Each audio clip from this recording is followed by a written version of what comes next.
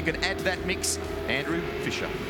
Here we go, folks. Gulf Western Oils Touring Car Masters. They're officially underway for season 2021 at Bruce Mobile Race Tasmania, and it's arm wrestle into turn 2. Hansford round the outside, but Bow will cling on around 3 and under the super cheap bridge. Tirana's 1 and 2. Valiant Pacer fighting with Garwood. They'll go wheel to wheel, and Stevie J's got the box seat view of that down to 4. Just watching that onboard there, was there a bit of pedal pump just to make sure everything was right as he got down to the hairpin there in the, I keep wanting to say True Blue Falcon, don't I? It's habit. It's habit. Bow away and clear though. It was really important, I think, for Bow that he won that arm wrestle with Hansford through turn 2. Ryan was committed to going around the outside there and has a very big wobble through the sweeper at turn 6. It's 250 Ks.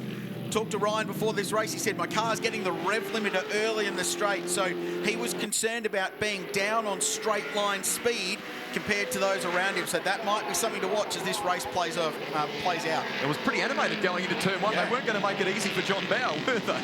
Well, I think he felt like he needed to get in front really early, and then it's easy to defend sometimes, especially if you've got a little bit of a straight line speed disadvantage. Cameron Tilley going really well, 4th place in the Valiant Pacer. This is Stephen Johnson. McLeod has cleared Jim Policina too, so a little bit of progress there from the guy who finished in the top 2 in the opening race.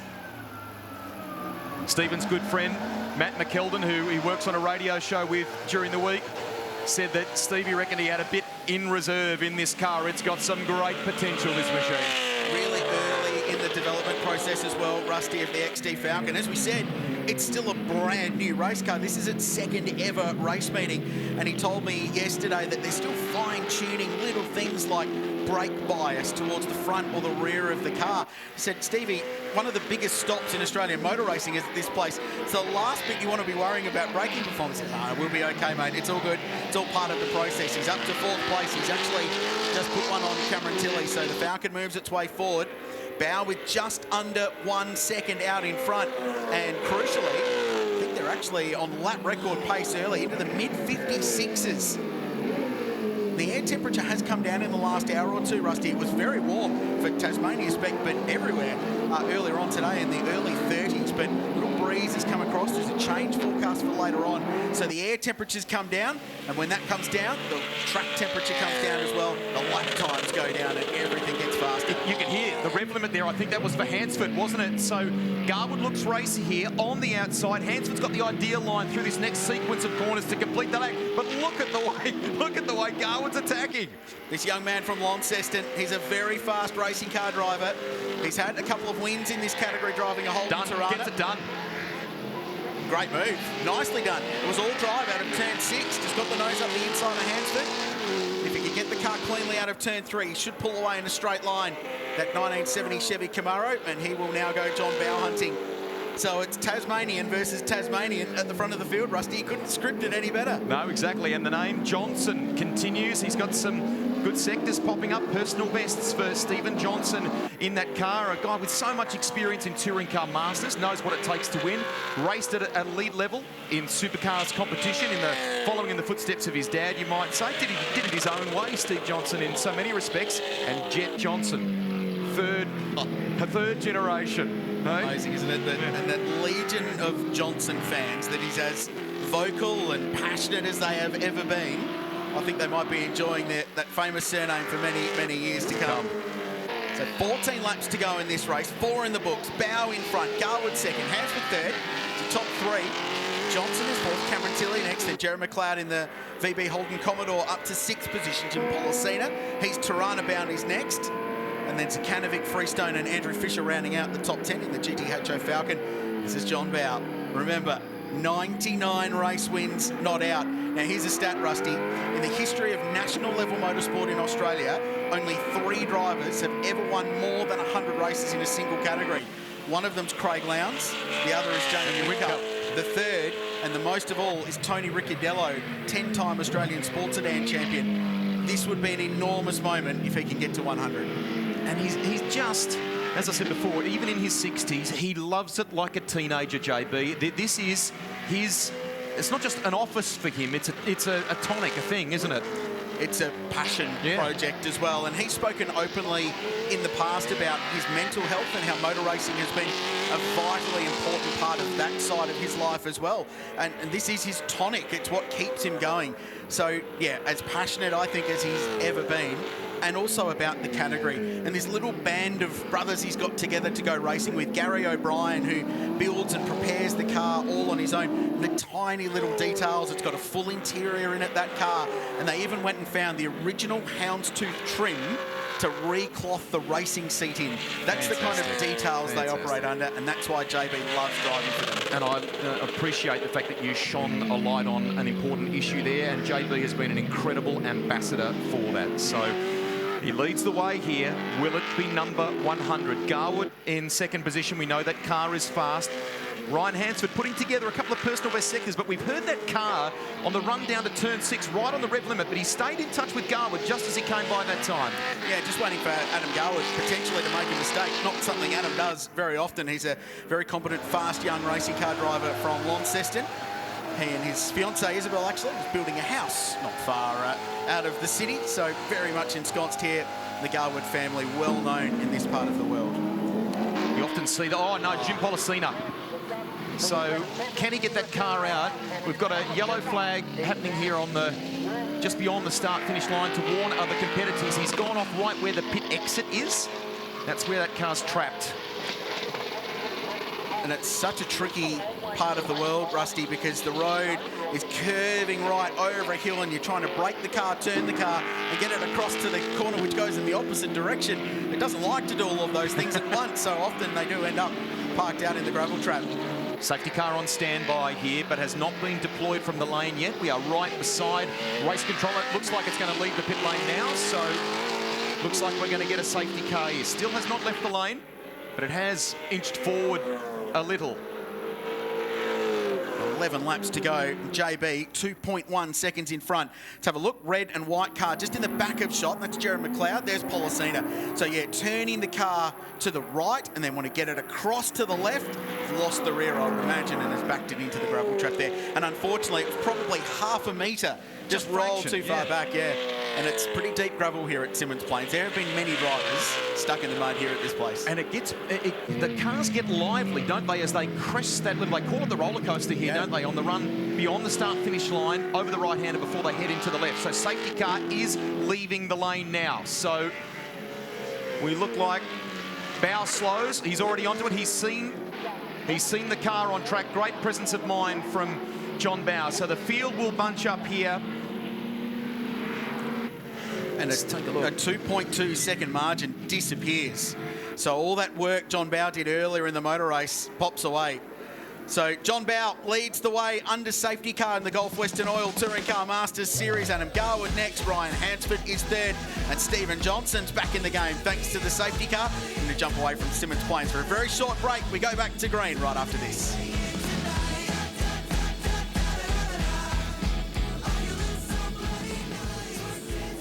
Just gone green here in the Touring Car Masters. If you've just joined us, we're underway once again at Boost Mobile Race Tasmania. A little change of the lead. Garwood's car is fast. We know that they were able to get, during the commercial break, the car of Jim Policina extracted, but it did look like it's got some sort of damage perhaps to the rear of the car. Yeah, real shame for the Sydney side of the Mocom Communications entry, but the battle and the focus is on at the front, and it was a couple of Tasmanians warring over the race lead, and Adam Garwood has now found himself in front for White Line Racing. The 1970 Chevy Camaro RS, he backs it into turn 2. He was turning the opposite direction of the corner. The car was sliding in oversteer. Bow back to second place, so the quest for 100 may have to wait another day.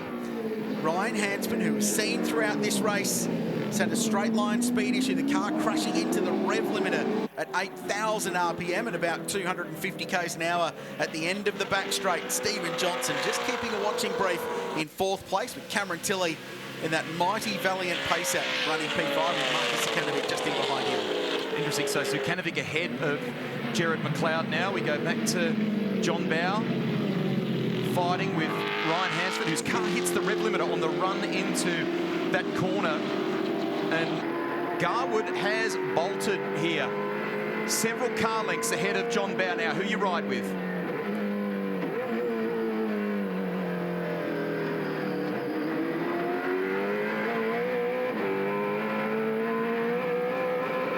school age pattern. Handful of opposite lock as it slid underneath the Super Cheap Auto Bridge. Bow, reflexes like those of the young John Bow that we were so familiar with, at the wheel of a Shell Falcon or a Shell Sierra back in the day, back when he was racing in the Australian Drivers' Championship and more. He's done so much in Australian motorsport. Imagine life as a Conrod in that little 5-litre Chevy V8 that powers the Holden Tirana. 8,000 RPM in every gear, working so hard. Sounds so sweet.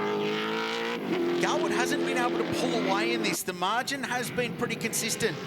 He may just be a little bit conservative. Look after the Hoosier control tyres they run in this category. I touched on earlier, these are heavy cars. They slide around a lot, like we've seen with Garwood there again at turn 2. But what that means, Rusty, is that it burns the tyres up quicker. So the more you slide the car, the slower you go, but it cooks your tyres. And you need them for 3 races in Touring Car Masters. And as we've seen, they're pretty physical things. So a little bit of strategy perhaps in the back of Adam Garwood's mind. Easier to defend when you're in front. Let's just win this by the smallest possible margin, the Jack Brabham approach. I'm torn here because part of me would love to see John Bow tick the milestone. That'd be pretty special, but that's not even remotely on Garwood's radar, is it? No, it is not, absolutely. In fact, he would absolutely love to beat the Tasmanian hero of the motorsport, someone who he grew up watching. And I'd hate to say this too much, but JB was in the later stages of his professional career when Adam Garwood was born. I'd never say that to him. No, of course. That's the top 3. 4 laps to go in this one. Gulf Western Oil's continuing to back and support the Touring Car Masters in this country. And we talked about it a little bit earlier today, and that is the arrival, the emergence of some newer body shapes. Jared McLeod's Commodore, the likes of the Falcons we're seeing in the hands of Steve Johnson and Marcus Zucanovic. Really exciting, and I think it opens the category up to a new wave of fans as well who grew up with that 80s era of Group C touring cars, the big bangers they were back in the day. That's your era, Rusty. You're looking at me like I'm about to play Duran Duran or something, aren't you? It is my era, yes, and I do love them. Yeah, unashamedly. The margin 6/10.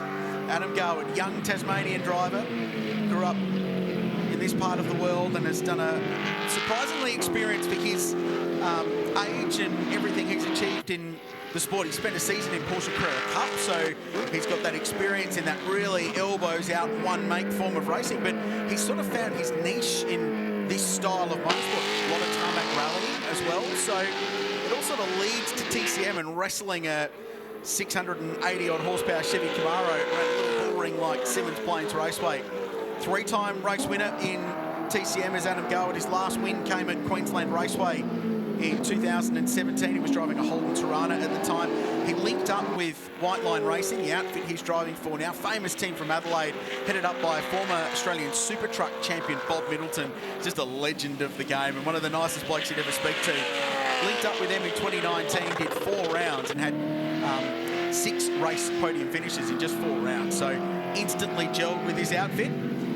But it's not over yet. So we're going to get 2 laps to go, I think, this time by. And John Bow says game on. Tasmanians battling here at Symmons Plains.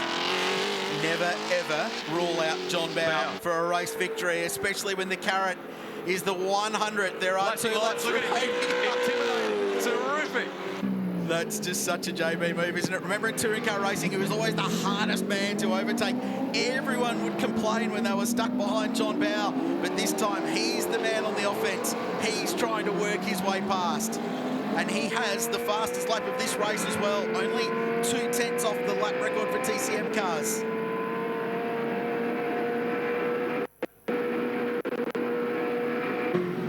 It'll have to be a braking move. He won't get him in a straight line, Rusty. It needs to be at turn 4 on the final lap. I think that's his key opportunity. Now, is that Fisher up ahead of them? There may be a little bit of lap traffic to contend with here. That was Adam Garwood's car on the rev limiter. So that'll be 3rd gear across the start-finish line. Final lap, 2.4 kilometres to go. The 2 Tasmanians, one a young guy on the rise, one the most experienced guy probably at the race meeting. And they're wrestling over the opening championship race of the Gulf Western Oil TCM season. Is there a big send at the hairpin? He's too wise, he's too smart for that John Bow. He's not going to throw a second place away in a haul of championship points just to get that glory race win. There's still 2 races to go tomorrow. So, Bow, we may have to wait for Australia Day for him to achieve the marker. Garwood looks like taking this one out here at Symmons Plains. Final turn, a little more lap traffic. Bow's nice and close here. I think he's going to run out of time, run out of racetrack. Checkered flag at the ready. Garwood takes it out from John Bow. We have to wait another day. Can JB achieve number 100 on Australia Day here at Symmons Plains? I think that was a bit closer than Adam Garwood intended it to be at the end there. The official margin of victory, 4/10, but really a car length. Chevy Camaro and Holden Tirana going wheel to wheel in the opening race of the TCM Championship season. Outstanding stuff, and the deserved applause from the passionate Tasmanians. They've just seen their own finish 1 and 2. Great result. Really impressive drive from Adam Garwood, though, for a young bloke under that much pressure from one of the very best in the business at intimidating and trying to force you into a mistake. He was unflappable. Yep. Flash your lights all you like. I'm not worried. Adam Garwood takes it out from John Bow. Well done to Ryan Hansford finishing in the top 3. We are still yet to see the potential in that car of Stephen Johnson. That'll keep getting better as the season rolls along. Cameron Tilley, that awesome, valiant pacer in the top 5 from Marcus Sukanovic, who took out the opener today. Yeah, Cameron Tilley in his 200th race. That's a really, really solid result for him. Tony Karafalowski, 7th. Paul Freestone, 8th. That's a good drive. Jeremy McLeod just dropped a few spots at the end to 9th. And Pete Burnett in the Tirana completed the top 10. Andrew Fisher, yeah, 11th. some sort of issue, I think, for him toward the but quality driving from him.